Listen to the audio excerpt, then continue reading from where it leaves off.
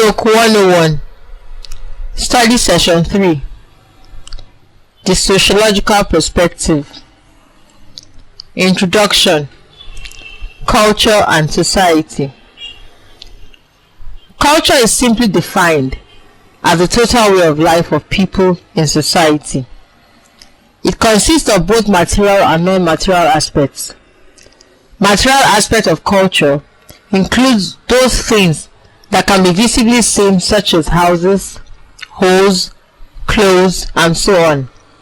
Immaterial aspect of culture consists of those things that one cannot physically see or touch in a given society. These include belief systems, norms, values, and so on. These can be felt but cannot be seen. In this lecture, we shall discuss the concepts of culture and society, and these are two basic concepts in sociology. Learning outcomes. When you have studied this study session, you should be able to define and use correctly all the keywords printed in bold. Also identify two basic aspects of culture. Also, differentiate the basic processes of non-material culture. And lastly, explain the concept society. What is culture? Culture is generally considered as the basis for the vast majority of human thoughts and behavior, and it also describes all that is produced from human thoughts and behavior. This means that humans create, learn, and use culture to respond to their environment, control it, and even change it. Culture in this sense represents that unique ability of human beings to gain significant control over aspects of the natural environment and even their physiological makeup, within which the cultural capacity is grounded. Culture is used in this sense by people to create the socio-cultural environment to which they must also adjust or adapt. In spite of the fact that culture is conceptualized differently by anthropologists and sociologists alike, there are common grounds of agreement of what constitutes culture. Most anthropologists and sociologists agree that culture is a uniquely human characteristic that must be learned. This means that each new generation of humans has to learn it all over again. Although the capacity for culture is not grounded in their biology and physical natures, it is not something inherited through one's genes. Individuals are not born with culture. They have to learn it. Being born in a Yoruba society, for instance, gives one rights of citizenship. But such a person must learn the beliefs and behaviors that make and identify him or her as a Yoruba person. An individual can be born in Boki, but can become Yoruba by learning those beliefs and behaviors of Yoruba culture. The fact that culture must be learned also means that it must be taught, making it a group and shared phenomenon. Terms such as education, socialization, or enculturation, or even a generic term such as culturation, are used to describe the process of cultural reproduction and transmission. It is widely agreed by sociologists that cultures are always changing because environments are always changing. No culture today is the same as it has always been. In simple terms, culture can therefore be defined as a collective and integrated whole consisting of learned ideas, behaviors, and products, all related to the needs of human groups. It is the learned way or ways of human beliefs and behavior and the product of these which are shared by members of human groups. Aspects of culture. There are two basic aspects of culture. These include material and non-material culture. Material culture is a term developed in the late 19th and early 20th century, which refers to the relationship between artifacts and social relations. Material culture also describes the study of ancient objects in order to understand how a particular culture was organized and functioned over time. This is because People's relationship to and perception of objects are socially and culturally dependent. The UNESCO 1976 has expressed the importance of material culture as a sort of cultural property, and this, according to UNESCO, is a basic element of people's identity. Archaeologists usually study the material culture of past societies.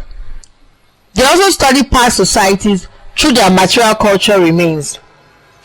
To the sociologist, material culture includes all past and present human-made and human-altered forms. Although these forms may not be the only significant aspect of culture, they are uniquely telling and can indicate the beliefs of people and societies that use them. The study of material forms and objects is important because they are pervasive and they embody and perpetuate ideas about cultures, regions, religions, nations, and individual and collective identities. All of these physical aspects of a culture, no doubt, help to define its members' behaviors and perceptions. Non-material culture. This refers to the non-physical ideas that people have about their culture, including beliefs, values, rules, norms, morals, language, organizations, and institutions. For instance, the non-material culture concept of religion consists of a set of ideas and beliefs about God, worship, morals, and ethics. These beliefs, then, determine how the culture responds to its religions, topics, issues, and events. Sociologists submit that non-material culture refers to several processes that a culture uses to shape its members' thoughts, feelings, and behaviors.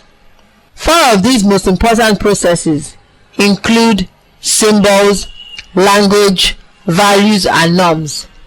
Now let us briefly examine these four processes. Symbols. These are objects that have been generally accepted in a given society as representing something else. For instance, a national flag represents the sovereignty of a nation, while a traditional ruler's attire represents royalty and tradition. Symbols are essential and effective means of communication in Nigerian traditional societies. For instance, language. Language is believed to have existed for about 6,000 years. It is the primary means of communication across societies and cultures.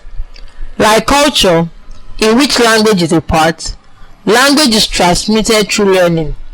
As part of enculturation, language is based on arbitrarily learned association between words and the things they stand for. Unlike the communication system of other lower species, language allows us to discuss the past and future, share our experiences with others, and benefit from the experiences of others. Values. Values are regarded as broad ideas relating to what is desirable, correct, and good that most members of the society share. Values provide members of the society with criteria and conceptions by which to evaluate themselves, objects, and events as to their relative worth, merit, beauty, or morality. People tend to appeal to values as the ultimate rationales for the choices they make in life. Norms. The term norm is usually used to describe the common standard or ideal which guide members' responses in all established groups. There are rules that specify appropriate and inappropriate behavior. Norms tells what one should ought and must do, as well as what one should not, ought not, and must not do. Norms refer to the expectations shared by members of the society at large or by members of a particular group within the society. Norms can be categorized into folkways, mores, and laws. Folkways are norms that are looked upon by members of a society or a group within the society as not being extremely important. They may be violated without severe punishment. Mores refer to norms that are regarded by members of the society or groups within the society as being extremely important and the violation of which results in severe punishment. Laws represent formalized norms that may be derived from folkways or mores, or may be enacted by special law-making bodies in response to new or newly recognized needs. Meaning of the concept of society. A society is simply regarded as a collection of social relationships that have shared understanding. Tony, 2008. Social relationships are any relations in which people's actions have consequences for others. People are bound together by these relationships. Society is made possible through the social interaction that occurs among people in the society. By social interaction, we mean the processes by which social actors, that is, people trying to meet each other's expectation, relate to each other, especially in face-to-face encounters. The Nigerian society, for instance, consists of families, clubs, groups, corporations, associations, in which the people that live in the geographical location known as Nigeria interact with one another.